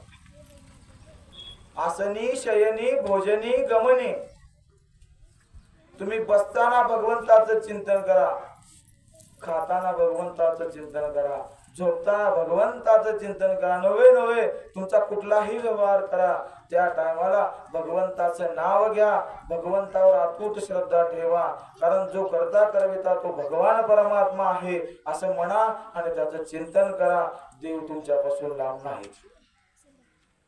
मग या तत्वानं जनाबाई महाराज चालायच्या महाराज. आणि जनाबाई महाराज गौऱ्या लावत असताना विठ्ठल विठ्ठल विठ्ठल असं म्हणायचं. इतकंच नाही तर दळण दळत असताना जनाबाई महाराज भगवंताचं चिंतन करत करत दळायचं आणि त्याचं असं सामर्थ्य वाढलं महाराज जनाबाई महाराजांचं की हे काम करत असताना देवाचं नाव घेतल्यानंतर स्वतः देव येऊ लागले तिथं आणि स्वतः देव येऊन जनाबाई महाराजाला काम करू लागले. जनाबाई महाराज दळाला बसले की गाणं म्हणायचे, ओव्या ओव्या त्याला म्हटलं जातं पहिल्याच्या. आता दळणच नाही, आता दळणच गिरणीला आहे, कारण आता जनाबाई जात नाही, आता हे बाबा जाते दळण घेऊन आणि गाणं ह्याच बायकोच ह्याला ऐकावं लागते. जनाबाई महाराज दळण दळू लागल्या. दळण दळता दळता जनाबाई महाराज सुंदर माझे जाते ग फिरते बहुतेके म्हणा. सुंदर माझे जाते ग फिरते बहुतेके, सुंदर माझे जाते ग फिरते बहुतेके, सुंदर माझे जाते ग फिरते बहुतेके. ओव्या गाऊ कौतुके तू ये रे बा विठ्ठला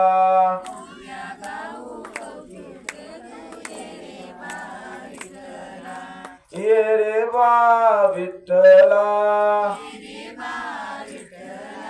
ये रे बा विठ्ठला ये रे बा विठ्ठला तू ये रे बा विठ्ठला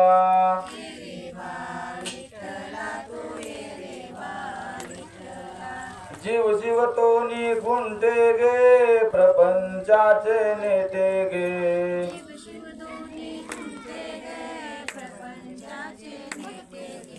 लावून पाची बोटे गे तू ये रे बा विठ्ठला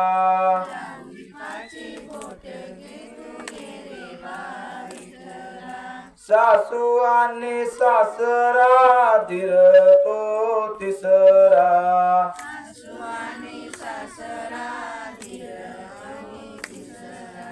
ओव्या गाऊ व्रतारा तू ये रे बा विठ्ठला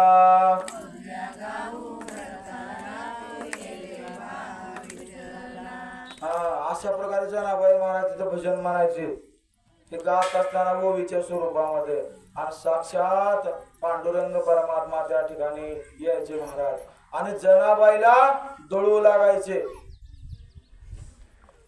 आणि जनाबाईला दळू लागत असताना जनाबाई कारण योगी यांचे ध्याने ध्याताना तोडसे तो तू आम्हा पाशी मागे पुढे योगी लोकांच्या स्वप्नात देव जात नाही परंतु आमच्या साधू संतांच्या माग पुढे राहून त्यांचं रक्षण करतो नवे नवे त्यांची कामे करतो देव याच एकमेव कारण एवढंच आहे की भगवंतावर अपार श्रद्धा माझा भगवान परमात्मा जे करेल ते योग्यच करेल माझं जे काही करायचं ते तोच करणार आहे तो माझं चांगलं करो किंवा वाईट करो करी सीते देवा करी माझे सुखे तुला काय करायचं ते देवा कर आमचं काम काय आहे फक्त तुझं नाव घ्यायचं आणि आमचं जर काही बदनामी झाली तर त्याला कारण तूच आहे तुझाच फक्त असा झाला म्हणतील आम्हाला काही काळजी करण्याची गरज नाही म्हणजे याला अनन्य भाव म्हणावं आणि असं जर तुम्ही त्या भगवान परमात्म्याला शरण गेलो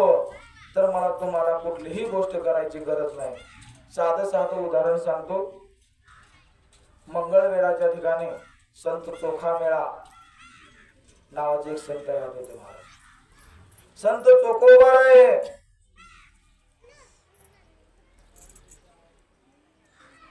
त्यांचं कुळ थोडं खालचं होतं महाराज त्या काळामध्ये कट्टर जाती येता होते अंत्यज कुळामध्ये जन्मलेले हे चोखोबाराय महाराज भगवंतावर अपार भक्ती महाराज भगवंताची सेवा निश्चिम भावनेने करणार भगवंताचं चिंतन सतत भगवंताचं चिंतन विठ्ठल विठ्ठल विठ्ठल असं भगवंताचं मुखामध्ये नाम कारण तुम्हाला सांगतो तुम्ही कुण्याही कुळामध्ये जन्मा परमार्थाचा अधिकार आम्हाला संतांनी सांगितला कारण परमार्थ करत असताना तुमची जात आडवी यायला नको आहे माऊली ज्ञानोबा सांगतात बघा याती कुळ माझे गेले हार कोणी श्रीरंगा वाचुनी आणून येणे किती शिकवाल मज वेळोवेळा मी तो गवळा रातली बाबानो माझी याती आणि कुळ इथं हरपून जायला पाहिजे इथं फक्त एकच दिसायला पाहिजे तो म्हणजे पांडुरंग दिसायला पाहिजे बाकी तुमचं काही नको मग असे चोखोबाराय महाराज हे भगवंतावर निश्चिम भावना त्यांचे आणि भगवंताचं भजन अविरत करणारे आणि आपला त्यांनी धंदा सोडलेला नव्हता महाराज त्यावेळेस चोखोबारायचं काम होतं ढोरे ओढणे गावातली काही कामे करायचे ते असे काम करत असताना चोखोबाराय महाराज भगवंताचं चिंतन करायचे आणि याच सामर्थ्य असं होतं की चोखोबाराय संघ ढोरे उडू लागायचे देव प्रत्येक संता संघ देवानं काम केलेलं आहे महाराज तुम्हाला माहित आहे की रोहिदासा संगे चर्म रंगू लागे किंवा नरहरी सोनारा घडू फुंकू लागे किंवा दामादीचा झाला पाडेवार प्रत्येक संतासाठी देवानं काय काय केलं महाराज ते चोखोबाराय महाराज. प्रसंग असा, एके दिवशी चोखोबाराय महाराजांची पत्नी धर्मपत्नी यांचा डिलिव्हरीचा समय आलेला होता, बाळंतीण होण्याचा समय आलेला होता. आणि त्या प्रसंगामध्ये असं झालं महाराज, चोखोबाराची वारी आलेली होती. वारकरी आले आणि आल्यानंतर चोखोबारायला वाटू लागली हुरहुर की आपण ही पंढरीकडे जावं.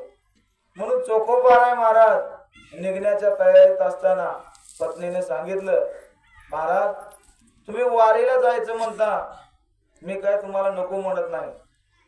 कारण महाराज सगळ्यात मोठं परमार्थ घडण्याचं ताकद बी आत्या कसं आहे माहिती का, बायको नीट असेल तर परमार्थ घडते. बायको नीट नसल्यावर काहीच करत नाही, काय करू बी देत नाही, बाई सुधरू देत नाही महाराजाला सुद्धा, कोणता बी महाराज असू द्या. आता मी एवढं पोपटावणी बोलला, मी इथं बोलला म्हणजे करते आमची बायको म्हणून बोलला, नाहीतर मी तर काय बोलणार, मी फक्त बसूनच सांगणार आहोत. म्हणजे सांगायचं तात्पर्य असं आहे की सगळ्या गोष्टी करायचं, परमार्थ जर करायचं म्हणलं तर घरातून पहिलं परवानगी पाहिजे महाराज. चोखोबारायच्या पत्नीने सांगितलं, काय हरकत नाही म्हणले, तुम्हाला वारीला जायचंय, माझं बंधन नाही, तुम्ही वारीला जाऊ शकता, पण आता माझे दिवस जवळ आले, मी बाळांत होणार आहे. कारण बाळांत शब्दच असा आहे, बाळ नाहीतर अंत. पहिल्याच्या काळामध्ये काही एवढ्या सुविधा नव्हत्या, आता काय सगळं डॉक्टर लोक निघाले, जराही काही त्रास होऊ की सिजर करून काढते. तेव्हा डॉक्टर ना फेक्टर ना कायच नाही. त्यावेळेस चोखोबारायने म्हणले, ठीक आहे तू काय काळजी करतेस ग, माझा देव आहे की भावना होती चोखोबारायची. आपल्या माग भगवान आहे, माझा पांडुरंग आहे. कारण तो काय करतो माहितीये का, हरिपाठामध्ये माऊली सांगतात बघा, योग क्षेम त्याचे जाणे जड भारी आणि वाट दावी कर धरून या. तुझा हात धरून तुला मार्ग दाखवतोय, मार्ग कधी भरकटू देत नाही, हा तो देव आहे. आणि तू काय काळजी करतेस एवढाच शब्द माझ्या चोखोबारायने म्हणले, काहीच म्हणले, माझा देव आहे, तू काहीच काळजी करू नको असं म्हणले. मग त्यावेळेस चोखोबाराच्या पत्नीने सांगितलं, असं करा आणि निर्मला वंशला, म्हणजे चोखोबाराच्या बहिणीचं नाव होतं निर्मला, निर्मला वंशला तुम्ही निरोप द्या आणि त्यांना बोलावून घ्या आणि तुम्ही मग जावा. असं म्हणल्यानंतर चोखोबाराने होय होय म्हणले तेवढं. आणि दिंडी आल्या ह्यांना ध्यानातच नाही, निर्मला बी गेली, वंश बी गेली तिकडे, ह्याने गेली निरोप दिंडी, ह्याने पंढरपूरला. योग असा झाला महाराज, मध्यरात्री चोखोबाराच्या पत्नीला बाळांतपणाच्या कळा निघायला चालू झाले, पोट दुखायला लागलं. त्यावेळेस ही निर्मला विटेवर उभारलेली होती, तिला लागलं येड, आता हिचं कसं करावं, ही तर बाबा आला माझं नाव घे तिकडं, अवघड आहे म्हणले. पांडुरंग परमात्म्यानं स्वतः चोखोबाराच्या बहिणीचा वेश घेतला महाराज. त्याला काय करता येत नाही, नजर करील वाकुडी पाडील ब्रह्मांडाच्या उतरंडी, म्या बोलविल्या वेद बोले, म्या चालविल्या सूर्य चाले, म्या हलविल्या प्राणू हाले, जगाते चाळीता मे. कारण त्या भगवान परमात्म्याला काय करणं नवल आहे महाराज. चाले हे शरीर कोणाची असते आणि कोण बोलविते हरे विना. त्या भगवंताशिवाय काय काळी झाडाचं पान हलत नाही महाराज, त्याच्या मर्दीशिवाय. त्याला काय कुठली गोष्ट कमी आहे महाराज. त्या भगवान परमात्म्यानं चोखोबारायच्या बहिणीचा वेश घेतला महाराज आणि कष्टा फिष्टा इरकल साडी घातलं आणि मोठं लट कपाळाला कुंकू लेवलं देवानं आणि आलं की वहिनी दार उघडा वहिनी असं ठोकलं दाराला. त्यावेळेस तिनं आली बघितली, माग वंश तुम्ही आलो, लय टायमाला आलो बघा म्हणले, मला असं हुलाले तसं हुलाले सगळं सांगितले. कारण कसं आहे न जाणता, कारण मनातलं तुम्हाला सांगायची गरज नाही, कारण भगवान परमात्म्याला सगळं कळतं महाराज. मुंगी के पैर में घुंगरू बंदा वो भी अल्लाह सुनता है. म्हणजे मुंगीच्या पायातल्या घुंगराचा आवाज देवाला येतोय. मग तुमच्या आमच्या मनातलं कळत नाही का त्याला. फक्त आपली जर भावना शुद्ध असेल ना, तुम्हाला काहीच अडचण येणार नाही, कुठलीच अडचण येत नाही. कारण तो कुण्या ना कुण्या रूपानं आपल्या मागे असतोच महाराज. आणि त्यावेळेस चोखोबाराची पत्नी खुश झाली, बघितलं आपल्या नंदला आणि म्हणले तुमचीच मी आठवण काढली, आमच्या आत्ताच मालकाला सांगितले की तुम्हाला बोलवून घ्या. तुम्ही म्हणायला उशीर आलात सुद्धा. कधी आले तुमच्याकडे? कारण देव कसा माहिती आहे का, भक्ताला तुम्हाला सांगतो कुठलंच ऊन भासू देत नाही महाराज. आणि असं म्हणल्याच्या नंतर भगवान परमात्म्यानं आतमध्ये आलं. जे बाळांतनीला जे जे लागतं ते सर्व कामे केली महाराज माझ्या देवानं. पाणी गरम करण्यापासून ते पार बाळांते धुण्यापर्यंत, त्याचे जोपर्यंत सगळं ते होत नाही ते 10-12 दिवस तिथंच देव हे सगळं करायला. मग आता कसली घाण कामे असते तुम्हाला मी सांगायची गरज नाही, तुम्ही सगळे माझ्यापेक्षा जाणता. जेवढी कामं केली आणि त्याच्यानंतर चोख उभा राहा महाराज. मग वारीहून आले. आल्याबरोबर त्यांना पहिलं मग लक्षात आलं बायकोनं आपल्या बहिणीला बोलवायला सांगितले होते. मग लक्षात आलं पण आता काय का म्हणणार, शिव्या का देणार म्हणले. एकदा आता आला होता काय व्हायचं ते उद्या म्हणले. घरात आले. घरात आल्याच्या नंतर बायको एक बी नाही ना दोन बी नाही, गप्पच रोजच्या सारखं सगळं. त्यावेळेस बघितले इकडं तिकडं वातावरण जसंच तसं आहे, कुठं काही त्रास नाही का नाही, काही बोलणं नाही. पुन्हा जवळ गेले बायकोच्या, विचारले बघ तुली पुरुष दिसू आलं सगळं व्यवस्थित आहे. आणि त्यावेळेस चोखोबर आहे म्हणू लागले की विचारू लागले कसं झालं काय झालं कधी झालं विचारू लागले डिलिव्हरी. आता मला माहित नाही का म्हणू लागले तुम्ही तर आता सगळं तुम्हाला सांगितले होते की तुम्हाला सांगितले होते की वंशाला पाठवा हे करा. त्याने म्हणले आलती का वंश? हा आलती की. नाही विचार केला मी तर माझ्या बहिणीला सांगितले नाही, आले कोण? त्यावेळेस चोखोबराच्या मनामध्ये विचार आला की ही बहीण नव्हती तर हा जगाचा मायबाप तो पांडुरंग परमात्मा माझ्या बहिणीचं रूप घेऊन आलेला होता. काय माझं जीवन म्हणले, माझ्यासाठी देवाला एवढी खान कामे करावं लागले, माझा काय उपयोग झाला असं चोखोबरायला वाटू लागलं महाराज. कारण चोखोबरायचं अंतकरण द्रवलं महाराज. कंठी प्रेम दाटे नैनी नीर लोटे हृदयी प्रगटे राम रूप. भगवंताच्या अंतकरणामध्ये मूर्ती स्थापित झाली चोखोबरायच्या. चोखोबरायला अंतकरणामध्ये वाईट वाटू लागलं, माझ्यासाठी देवा ही कामे केला असतो असं चोखोबरायला अंतकरण त्यांचं द्रवित झालं महाराज. चोखोबरायला रडू लागले महाराज.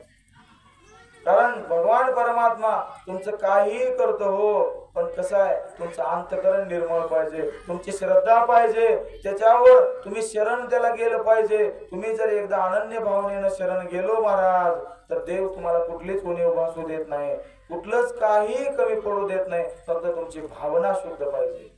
आणि एकदा जर तुम्ही अनन्य भावनेनं त्या भगवान परमात्म्याला शरण गेलो, इतकंच नाही तुम्हाला सांगतो चोखोबरायच्या पत्नीचं बाळंतपण केलं तर केलं. ह्या जनाबाई महाराजांचं दास्यत्व सेवा करत असताना जनाबाई आपल्या अर्धी राहिली सांगायचे.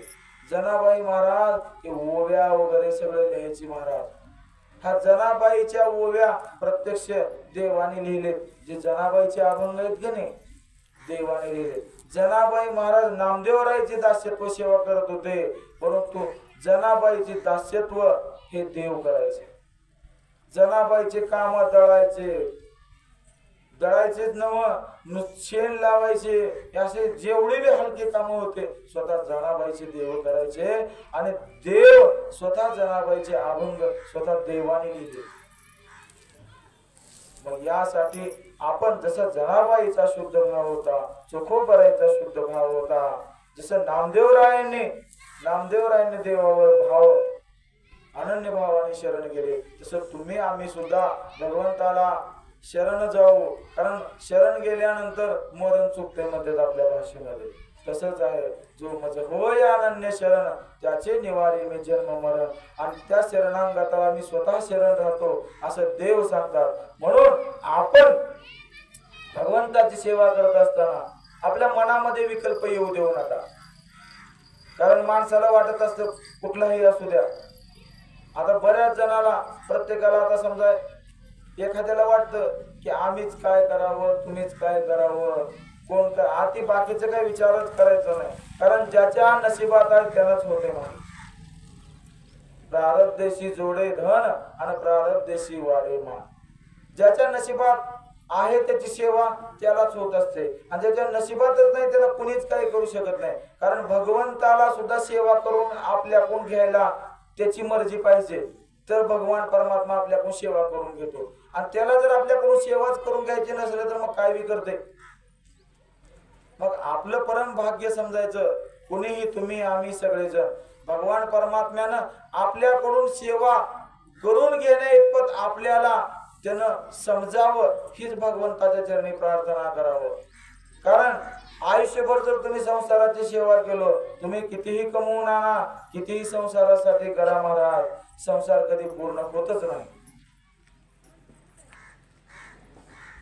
कारण संसार कसा आहे, संसार दुःख मूळ जहू कडे इंगळ, विश्रांती नाही कोठे, रात्रंदिवस तळमळ. रात्रंदिवस तुम्ही किती 8 तास करा ह्या संसारासाठी, संसार कधीच पूर्ण होणार. संसाराने संसार करणारे संपविले तंगमाय, संसार अजून तसेच आहे. रोगानं रोगी संपवले, रोग अजून तसेच आहेत. भोगानं भोगी संपवले, म्हणजे भोग घेणारे सगळे संपवले, पण भोग अजून तसेच आहेत. तसं हे परमार्थ करत असताना भगवंतानं आपल्याकडून काही ना काही सेवा करून घ्यावं, हे इतपत आपण योग्य राहावं, ही त्याचीच मर्जी समजायचं आणि त्या भगवान परमात्म्याची सेवा करत राहावं. कारण सेवा केल्यानंतरच मेवा मिळत असते, पण ते कुण्या रूपाने मिळते हे त्यालाच माहिती आहे. फक्त आपलं काम करा, आपल्याकडे एकच भांडवल असावं, सेवा करा, प्रत्येकाने करावं. आणि अजून एक सांगतो, माझं तर म्हणणं आहे, हे परमार्थ हा सप्ताह जो आहे, हे कोण्या एका दत्ता महाराजाचा किंवा सोनार समाजाचा किंवा अमक्याचा तमक्याचा कुणाचाच नाही. ज्याला आपलं समजेल त्याचा हा सप्ताह आहे, त्याचा हा परमार्थ आहे. कारण ज्यानं पुण्य करते त्याच्याच खात्यामध्ये. कारण कसं आहे, या जीवनामध्ये जगत असताना माणूस पैशाचं इन्व्हेस्टमेंट बँकेमध्ये करतो, पैसे आपल्या अकाउंटवर ट्रान्सफर करत असतो. जेवढं काम करेल तेवढे पैसे आपल्या खात्यामध्ये जसं आपण टाकत असतो, तसंच भगवान परमात्म्याचं हे पुण्याचं खातं आहे. तुम्ही जे काम कराल त्याचं पुण्य त्याच्या खात्यामध्ये जमा होते, आणि हेच खात्यातलं पुण्य तुम्हाला वरी कामाला येणार आहे, इथलं काहीच कामाला येत नाही. इथं जे तुम्ही करता का नाही, ह्याचं त्याला, त्याचं त्याला, त्याचं त्याला, हे इथंच ठेवून जायचं आहे. फक्त एकमेव शुद्ध पुण्य इथं कामाला येतं महाराज, त्याची सेवा करत जा. कारण इथं कसं आहे माहिती आहे, कुणीही या, या रे लहान थोर, या की भलते नारी नर, सगळेजण या, कुणीही या, कुण्याही जातीचे या, कुण्याही धर्माचे या, कुण्याही पंथाचे या, इथे कुठलंच बंधन नाही. कारण हा परमार्थ सगळ्यासाठी आमच्या साधू संतांनी खुला केलेला आहे. आणि सर्व याती धर्मामध्ये संत झालेले आहे. त्यामुळं हा कोण्या एकट्याचा सप्ताह नाही, फक्त एक नाव आहे, बाकी काही नाही. हे सगळ्यासाठी संत सज्जनी मांडले दुकान, जे जया पाहिजे ते आहे रे बाबा. हे साधू संतांनी दुकान मांडलेलं आहे, आणि हा दुकान इथं सगळे विनामूल्य मिळतोय तुम्हाला. त्यासाठी आहे तोपर्यंत याचा लाभ घ्या. कारण परमार्थ महाधन आणि जोडे देवाचे चरण. कारण देवाचे चरण जोडण्यासाठी हे महाधन आपल्या पदरामध्ये पुण्य पाडून घ्या आणि भगवंताची सेवा इथं येऊन करा. ज्याला ज्या पद्धतीने जमेल त्या पद्धतीने सेवा करा. आता असंच नाही की तुम्ही म्हणताल देणगीच्या स्वरूपातच, ज्याला जे जमते ते करा. ज्याला देणगी जमते त्यानं देणगी करा, ज्याला मालाच्या स्वरूपात जमते त्यानं मालाच्या स्वरूपात करा. ज्याला तेही जमत नाही तिथं येऊन याचा टेवरचा कचरा जर उचललं तर ते सुद्धा पुण्य आहे. कारण पांडवाच्या यज्ञामध्ये स्वतः देवाने एकच काम घेतलं होतं, तुम्हाला सगळ्याला माहिती आहे. देवपत्रवाळ्या उचलायचं काम घेतले, ते सगळ्यात मोठं काम देवाने हे केलं. मग यासाठी तर कोणाची परवानगी घ्यायची गरज नाही, कुठला दत्ता महाराज काय नाही. या सगळ्याच तुम्ही आम्ही खेळी मेळी गदा डोळे आनंदे. बाबानो तुमचं आमचं सगळ्याच आहे, सगळ्यांनी प्रेमानं. कारण परमार्थच कशासाठी प्रेम सुख देई, प्रेम सुख घेई, प्रेमे विन नाही समाधान. कारण भक्ती प्रेमा विन ज्ञान नको देवा, अभिमान नित्य नवा जया माझे. आणि प्रेम सुख घेई, प्रेम सुख देई, प्रेमे विन नाही समाधान. कारण भक्तीमध्ये, कारण कसं आहे, भक्ती कवा फलद्रूप होते, त्या भक्तीमध्ये प्रेम असणं महत्वाचं आहे. जर तुमच्या भक्तीमध्ये प्रेमच नाही, नुसतं जर दिखावा असेल तर ती भक्ती कडेला जात नाही महाराज. म्हणून दिखाव्यापेक्षा अंतकरणातून भगवंतावर प्रेम असावं आणि त्यांची सेवा करण्याची जर तुम्हाला सांगतो इच्छा असेल तर आपली भक्ती फलद्रूप झाली म्हणून समजायचं. प्रत्येकानं यावं, प्रत्येकानं सत्यामध्ये ज्याला जे जमते त्या पद्धतीने करावं. कोणी झाडून काढा, कोणी काय करायचे ते करा. तुम्ही म्हणसाल ह्यानं लय सांगलेले, मी सांगत नाही बाबांनो, ज्याला अपेक्षा असेल त्यानं करा, कारण हे तुमच्यासाठीच केलेलं आहे. आमचं देवदेव घरात बसून बी होऊ शकतंय, कारण संतांचं कामच आहे जगाच्या कल्याणा संतांच्या विभूती आणि देह कष्टविधी परोपकारी. जगासाठीच हे करायचंय, जगाच्या कल्याणासाठीच हे करायचंय. कारण आमचा परमार्थ घरी बी होऊ शकते. आम्हाला काय रोज एक गाव बोंबलत फिरायचंय काय? आम्हाला काय भगवंतानं सगळं दिले. फक्त तुम्हाला सांगतो जाऊन आता कुठे बी गेले की आम्हाला काय महाराज महाराज म्हणून सगळे सेवा करतील लोक. पण हे कसं आहे, हे उद्धरून जाण्याचा मार्ग आहे. परमार्थ हा टाइमपासचा धंदा नाही किंवा टाइमपास नाही बाबांनो. हे परमार्थ हे उद्धाराचं माध्यम आहे आणि आपला उद्धार आपल्याच हातात आहे. यासाठी प्रत्येकानं यावं, प्रत्येकाला जी जमेल ती सेवा करावी आणि प्रत्येकानं आपल्या पदरामध्ये पुण्याचा साठा पाडून घ्यावं एवढंच बोलतो. आणि भगवंतानं माऊलीने ज्ञानोबाने सांगितल्याप्रमाणे भगवंताला कसं आहे, अनन्य भावनेने शरण जा. आणि तुम्ही जर एकदा भगवंताला शरण गेलो तर भगवान परमात्मा तुमच्या अंकित राहतो महाराज. कारण ज्ञानेश्वरी मध्येच माऊली सांगतात बघा, तुम्ही देवतांते भजाल देव तुम्हा तुष्टतील. माऊली सांगतात तुम्ही जर देवाला भजलो तर देव तुमच्यावर संतुष्ट होते. परस्परे घडेल प्रीतीचे आणि देवातून तुमच्या मध्ये प्रेम निर्माण होईल. आणि एकदा जर भगवंतातून तुमच्यात प्रेम निर्माण झालं तर तुम्ही म्हणाल तसे होते. वाचा सिद्धी प्राप्त होते, तुम्हाला सगळं होते.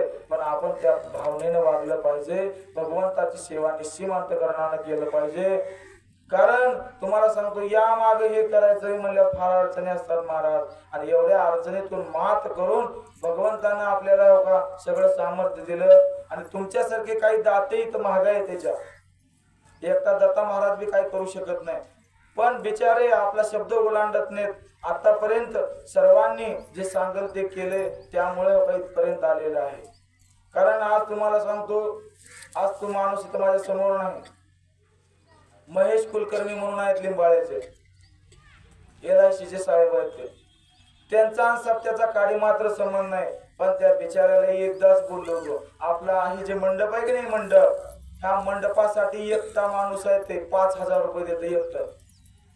तुम्हाला माहित राहावं, उगत चलत नाही सप्ताह. एकटा 5,000 देते. लेकराच्या हातात पण 5 रुपये घालत नाही मा. पण एकटा तो माणूस निम्म्या या मंडपाचा एकटा खर्च उचलतोय. मग असे काय दाते आज ही कीर्तन जे रोज 8 कीर्तन बोलालते, ह्याच्या मागे बी काही माणसं आहेत. तुम्ही बघत आहात रोज ज्याने कीर्तनाला येते त्यांना माहिती आहे. प्रत्येकाने एक एक सेवा घेतली. हे सगळे जे आपल्या जवळचे आहेत तुम्हाला सांगतो, पाहुणे रावळे, मी एकाला बी सोडलं नाही बाबा. ज्याला जमतंय त्याला करा, नाही महाराज करू की. मग त्याच्यामध्ये माझे भाऊजी असतील, माझे जवळचे मित्र असतील, आमची ही वाई सुद्धा आहेत आता नवीन झालेले आमच्या अंकिताचे सासरे, त्यांनी तर काल्याची सेवा घेतली.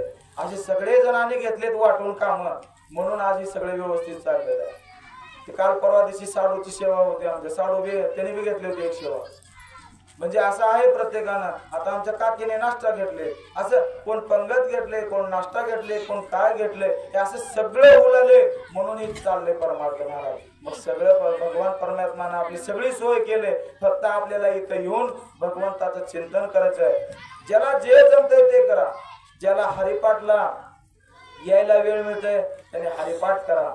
ज्याला काकड्याला यायला वेळ आहे त्याने काकड्याला या.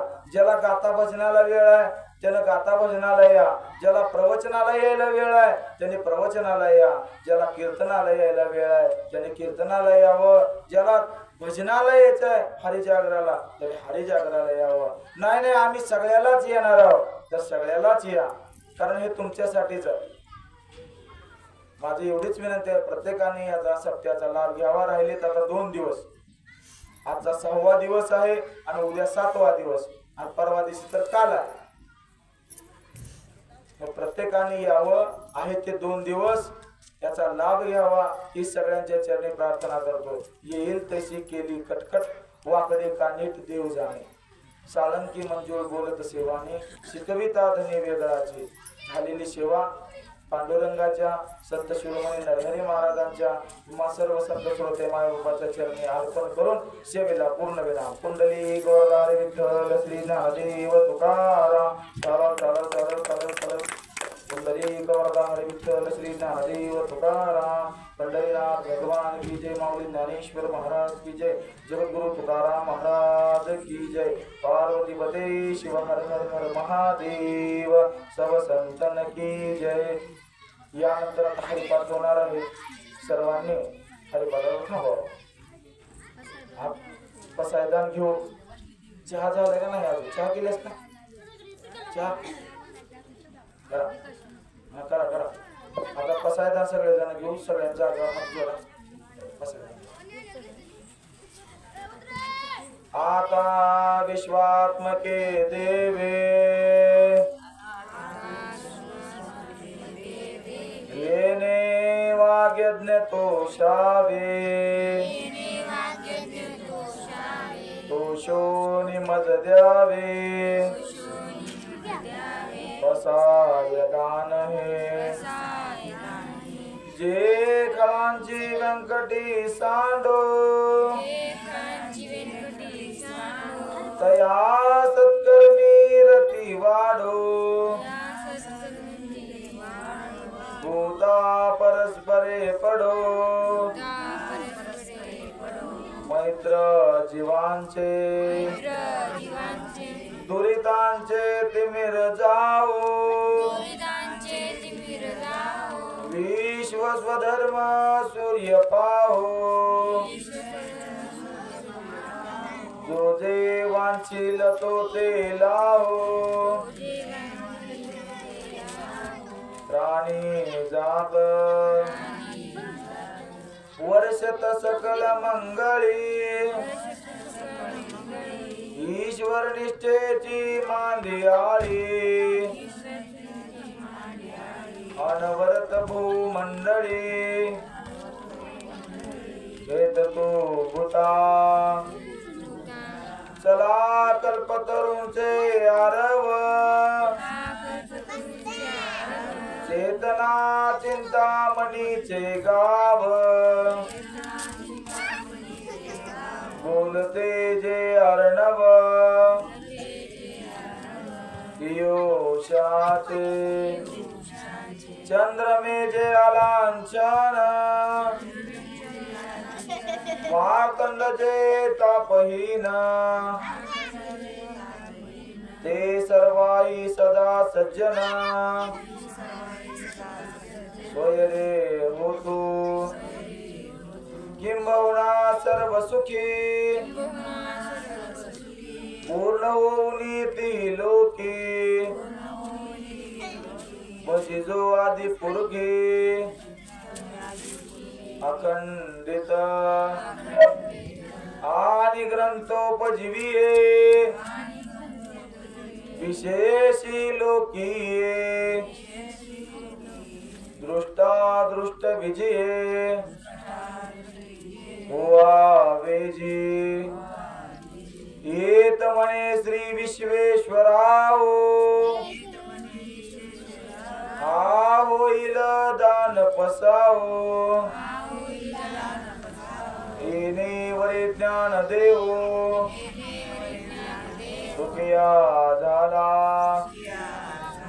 येणे वरे ज्ञान देवो सुखिया झाला येणे वरे ज्ञान देवो सुखिया झाला. कुंडली गोरधारी विठ्ठल श्री ज्ञानदेव तुकाराम पंढरीनाथ भगवान की जय. माऊली ज्ञानेश्वर महाराज.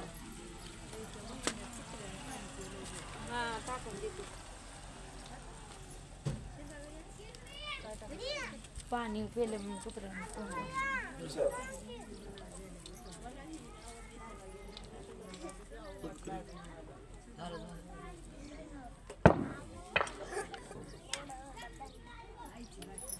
बसा सगळेजण चहा होणार आहे. चहा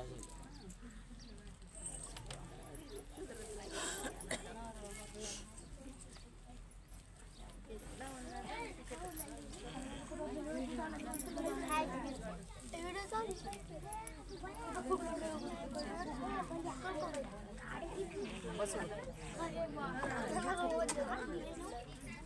त्यांचं मान पाहिजे